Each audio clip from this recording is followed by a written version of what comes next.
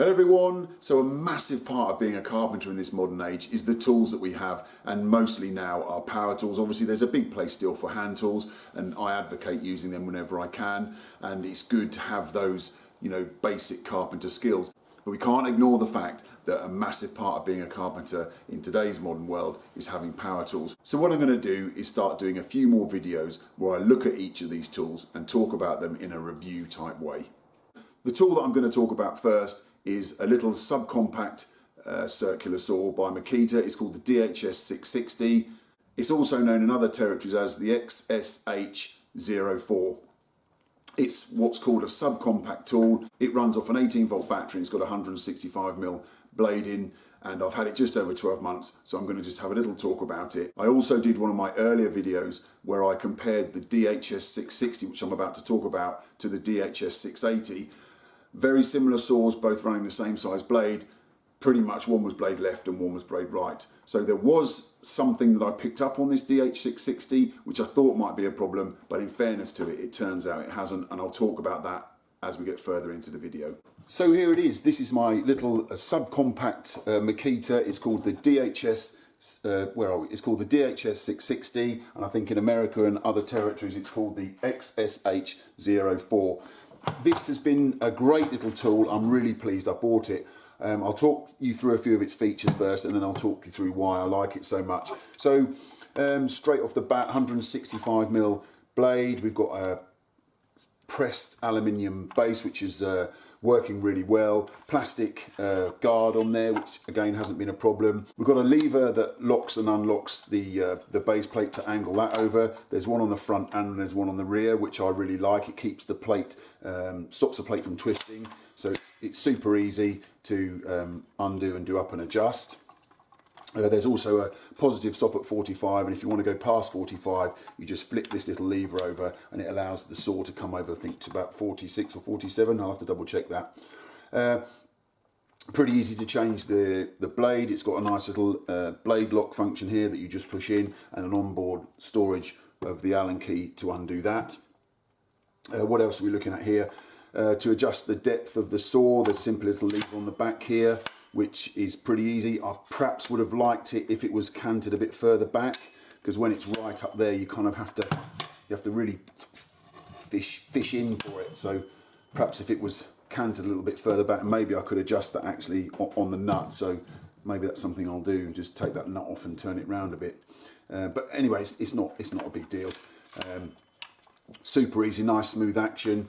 And again, it's got a battery display on the front here, and I think this little green light, it gives this sort of, when it comes under higher torque, this little light comes on, which indicates that it's sort of being assisted some way. It's got a brushless motor, which is plenty powerful enough, and it's got an electric brake which stops that blade quite quickly. So if I just snap a battery into it now, and we can sort of look at it in its full glory. One of the reasons I'm really pleased I bought this saw, and one of the things I really like about it, and obviously it's subcompact, so the clue's in the name, but it is compact, but it has got a nice amount of power, and I found that I've been using this together with the other DHS660 for a lot more jobs than I thought I would. Pretty much if I'm doing sort of standard type roofing, this and that 680, they'll be all I need. It's not often I've got to crack out the big 190mm saw. It's only if I'm doing a job where I'm using X2-inch timber, 46, 47mm timber, and I'm doing lots of maybe jack cuts or 45-degree cuts. I mean, this will cut straight through. I should know what the depth of cut is, shouldn't I?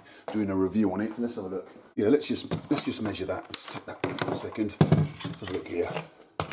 So what have we got there?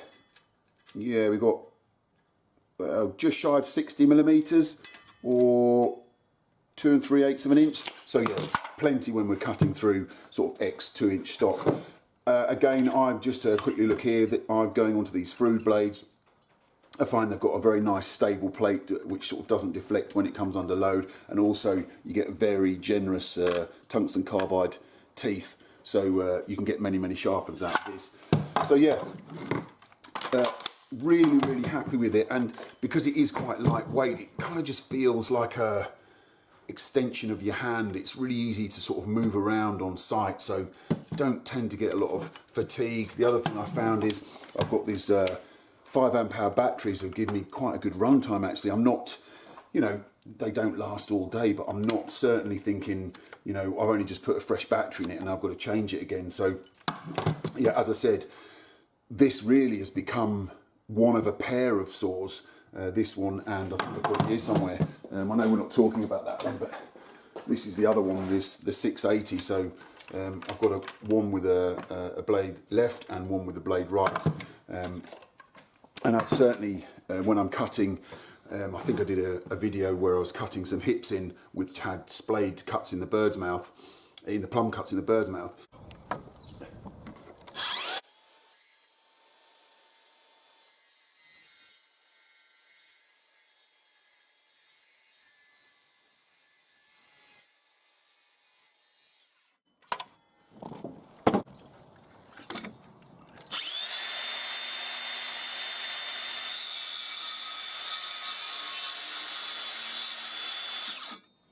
And actually it's really handy having a saw of each hand, because then you could lean the blade over both ways and cut both of those splayed cuts. So I get on really well with this blade right machine, and I think one of the sort of biggest arguments that people have against blade right machines is the visibility down onto the blade. Whereas when you're looking at a blade left machine, obviously there's much clearer sight line down to where the blade is. Now, because this saw is so compact, I do have to agree here that the vision down into the front of the blade is particularly poor on this machine, and I'll see if I can get a sort of operator's eye view and see if you can see what I'm talking about. So if I just try and angle in, I mean, you can see it's virtually, well, it's almost impossible to see the blade from the operator's side. There it is, right down in there.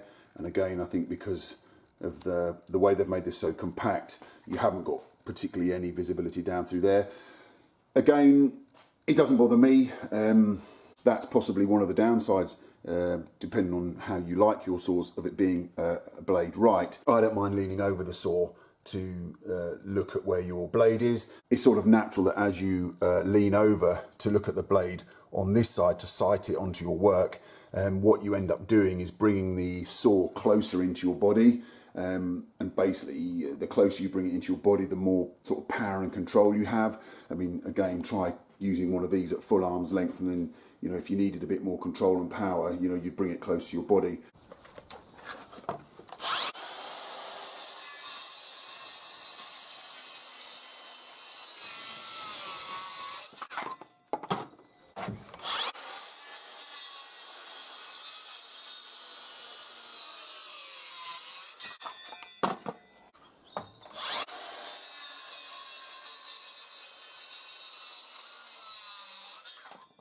One of the upsides of this blade right machine is that it ejects all of the dust and chips away from you. So, you know, it's pros and cons.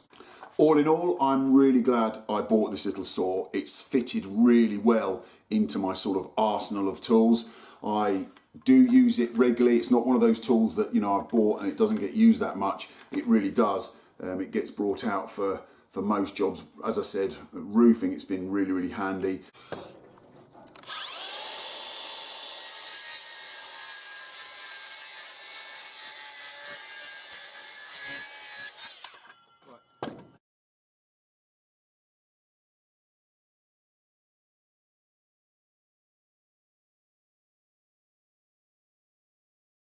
And I haven't, to be fair, I'm a bit of an old dinosaur, and I think 2 years ago I didn't have any cordless saws. I just had my old Hitachi 190mm saw, which is a fantastic bit of kit. And again, I haven't got anything else to compare this to in terms of other manufacturers. So there may well be things that, you know, that this saw's got that other manufacturer saws haven't got, and vice versa. So if you did watch the video where I compared this 660 with the 680, you'll notice that there was something that I thought might be a bit of a problem with this saw, and it turns out that it hasn't been a problem, and that was basically the size of the handle aperture. I was worried that when I put my hand in, the back of my little finger was going to catch the back of this battery housing. Well, it turns out that that's not been the case at all. I think all I've had to do is just adjust my grip slightly. So instead of having a really full grip where it was catching, I don't know if I can just see it in there. where it's catching there. Basically all I did is just had a slightly lesser grip, and then it's no problem there. I don't have any binding issues. Also, I think when you're just holding it sort of freestyle like that, you've got the whole weight of the machine bearing down on your hand, whereas actually when the tool's actually in the timber that you're cutting, it supports itself to a degree. So yeah, to be fair to this machine, the thing that I thought, you know, may be a problem has turned out not to be. So that's my review of that little subcompact Makita DHS660. It's been a really good bit of kit for me, and if anybody is looking to buy a little saw like this and you're on the Makita platform and you don't mind having a blade right, I would recommend this saw. I think it's been a great bit of kit. I think they've done a good job in making these tools this small, because there's definitely got a place. I know that everybody can't afford to have 4 or 5 different saws, but this wasn't a lot of money really when you consider what it actually does on site, and you know, the money that it realistically earns us by being good at the job it does. So that's Makita Subcompact DHS660. Makita have got a range of subcompact tools, and I've got another one of those, which is their little SDS drill. So I may well be doing a review on that one soon, because that's been a cracking little bit of kit. So there you go. Perhaps one of many little tool reviews I'm going to do, because as I said earlier, the tools are a really big and important part of our lives as carpenters. I hope you found it interesting, and thanks for watching.